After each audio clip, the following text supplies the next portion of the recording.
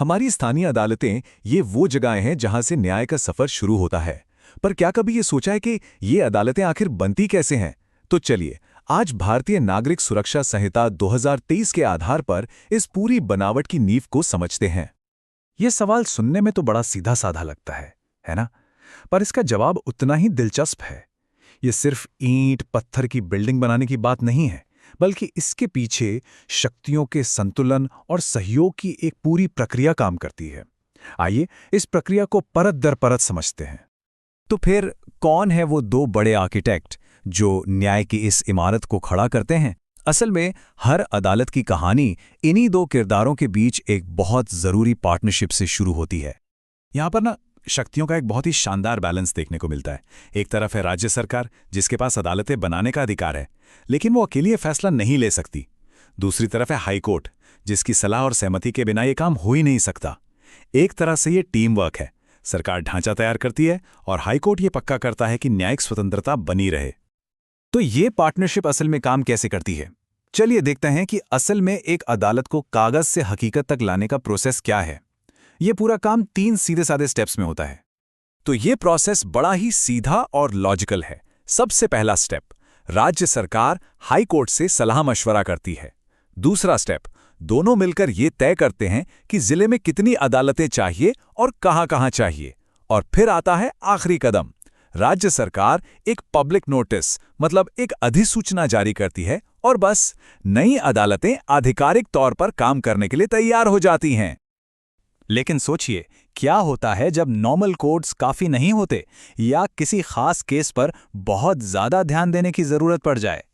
यहीं पर एंट्री होती है विशेष न्यायालयों की, जिन्हें हम स्पेशल कोर्ट्स भी कहते हैं। तो ये स्पेशल कोर्ट आखिर है क्या? चलिए इसे एक उदाहरण से समझते हैं। मान लीजिए किसी इलाके में साइबर क्राइम के मामले अचानक बहुत बढ़ गए हैं, तो सरकार हाई कोर्ट की सलाह पर सिर्फ उन्हीं मामलों की सुनवाई के लिए एक स्पेशल साइबर कोर्ट बना सकती है। इसका मकसद बिल्कुल साफ है, एक खास तरह के मामलों पर पूरा फोकस करके तेजी से और एक्सपर्ट तरीके से न्याय करना। और यही बात इसे इतना पावरफुल बनाती है। जब कोई स्पेशल कोर्ट बन जाता है तो उस एरिया में उस तरह के मामले कहीं और जा ही नहीं सकते।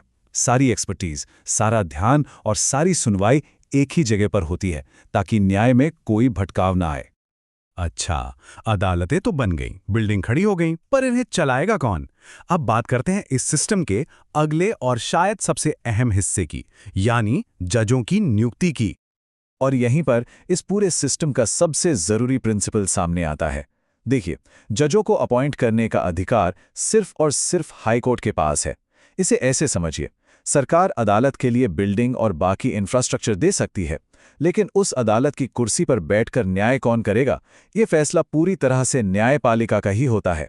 यही तो है शक्तियों के बंटवारे की खूबसूरती। और अब आते हैं आखिरी पहलू पर।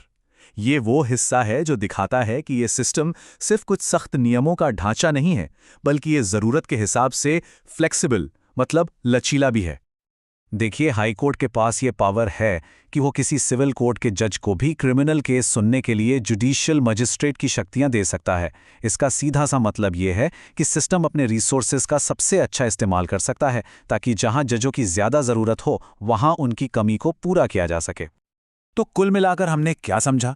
हमने एक ऐसे सिस्टम को देखा जो सहयोग पर तो बना है, लेकिन न्यायपालिका की आज़ादी को सबसे ऊपर रखता है। ये एक ऐसा सिस्टम है जो ज़रूरत पड़ने पर स्पेशल कोर्ट्स के जरिए लचीला हो जाता है और काम को बेहतर बनाने के लिए पावर्स को भी एडजस्ट कर सकता है। ये सिर्फ नियमों की लिस्ट नहीं, बल्कि एक जीता जागता ढांचा है जिसे न्याय को हर किसी तक पहुंचाने के लिए डिज़ाइन किया गया है। तो अब सवाल ये उठता है कि कागज पर इतनी अच्छी और संतुलित दिखने वाली ये व्यवस्था जमीन पर एक आम इंसान के लिए निष्पक्ष और सुलभ न्याय में कितनी बदल पाती है?